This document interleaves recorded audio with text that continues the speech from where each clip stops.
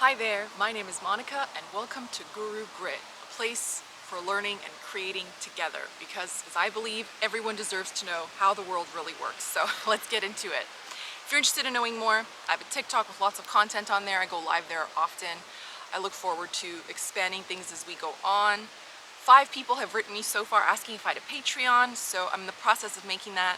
It's going to have a Telegram group, so I'll be able to post there weekly and you'll have direct access to me as well.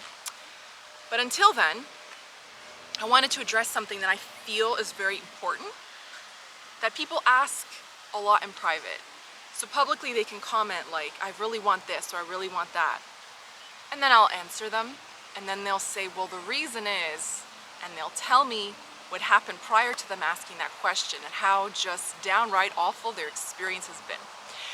So today I want to discuss rejection or limiting belief. Limitation in the self. Limitation in the self. So we're just going to gently stroll through this topic. No harsh impact today. It's way too hot. We're going through a heat wave. It's just way too hot to be stern. So let's use the example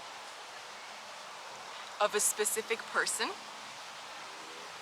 You want to attract them. Now, of course, as always, please exercise discernment. I'm not talking about violating consent or some such extreme example.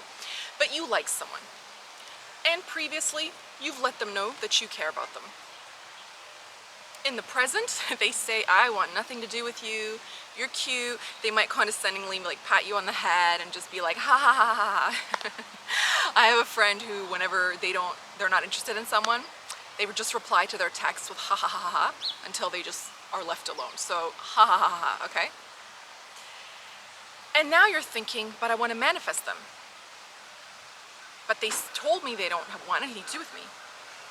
So now you're under the impression that it's extremely difficult because that person wants something to do with you. You didn't pass the second stage of the interview for that job.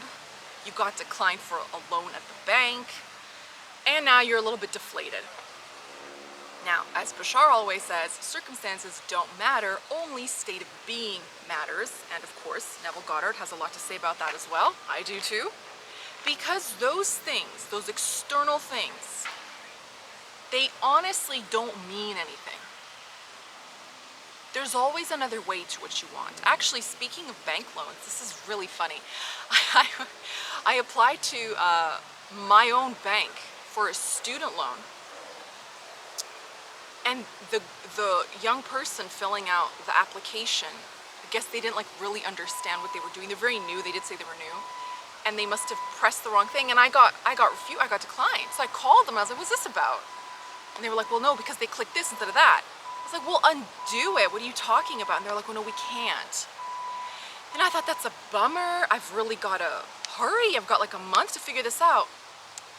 And someone said to me, "Well, try to resolve it. Because if you go to a bank that's not your own and ask, it's not as likely going to happen." So of course, me being me, you never tell a Scorpio Moon something can't be done. That's exactly what I did. I went to a bank that wasn't my own.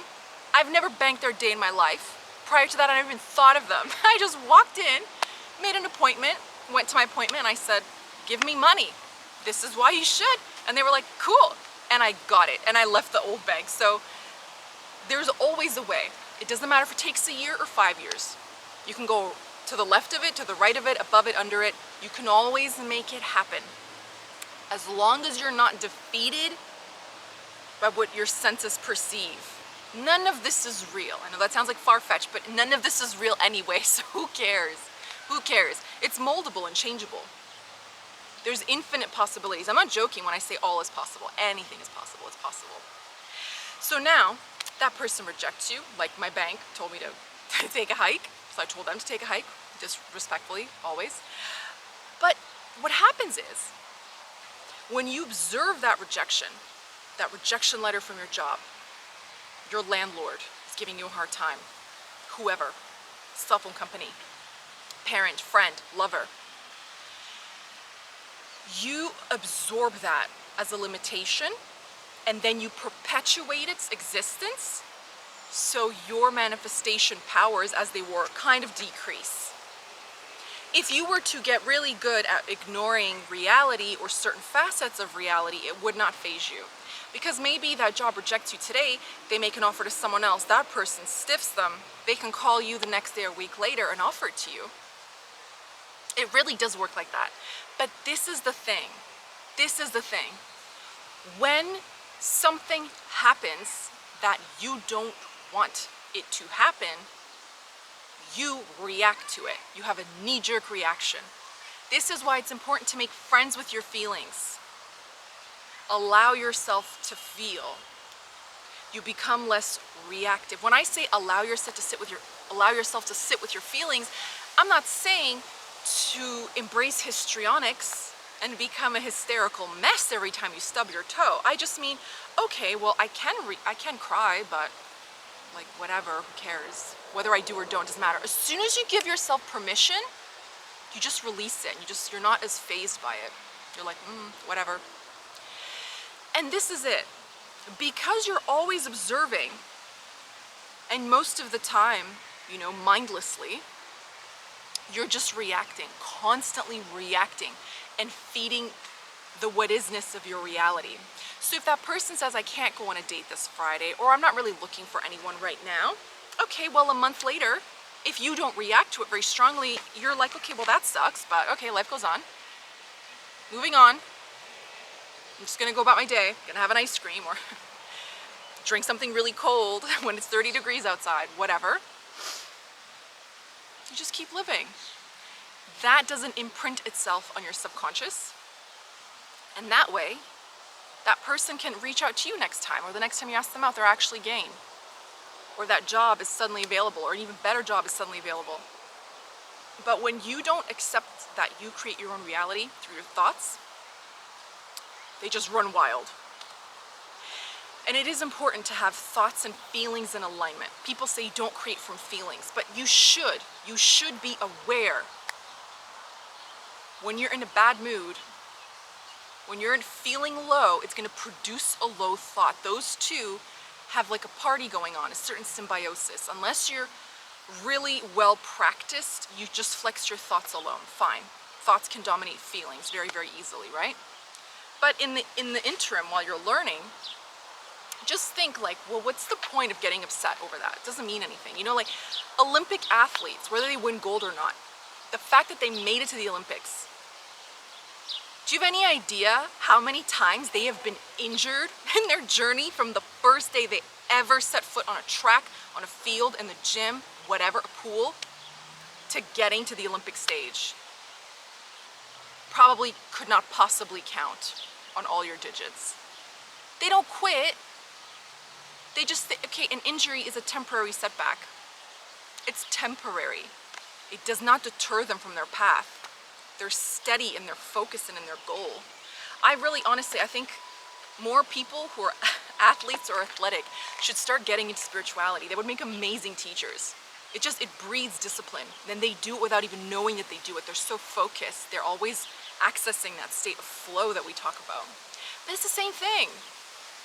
If you're headed to dinner with some friends, and as you leave, you're about to push the button on the elevator door, and you realize you forgot your cell phone, you don't throw a fit in the hallway and lay down in a fetal position and just accept defeat that you're not going to be fed that day and you're a loner. You go back into your apartment, you get your phone, and you go to your car and you go to dinner. You keep moving. It's just illusory. And this is the interesting thing. Daryl Anka Bashar has said, when things like that happen, they're just an echo. They're just an echo. So once you've put it in your mind that you are with that person, that you are at that job, you are married, you have children, your children are doing well, they're on the right path, nothing bothers them, they're confident, they're happy, they're evolved. Okay, you've envisioned it. That's the reality that you prefer.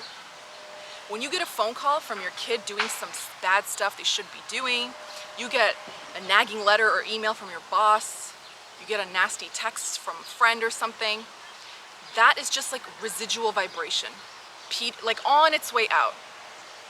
It's just peacefully leaving little by little. But if you react to it strongly, you break this manifestation, or you slow it down, or you weaken it. If you just observe it, and say, well, that's unfortunate, I didn't need that today, but it means nothing. It's just the echo. It's just the echo. It's phasing out. And then it can happen 2-3 more times, but it will. The thing you want will manifest when you don't react to your circumstances. Temporary delays, they're illusory. The thing you want is already done.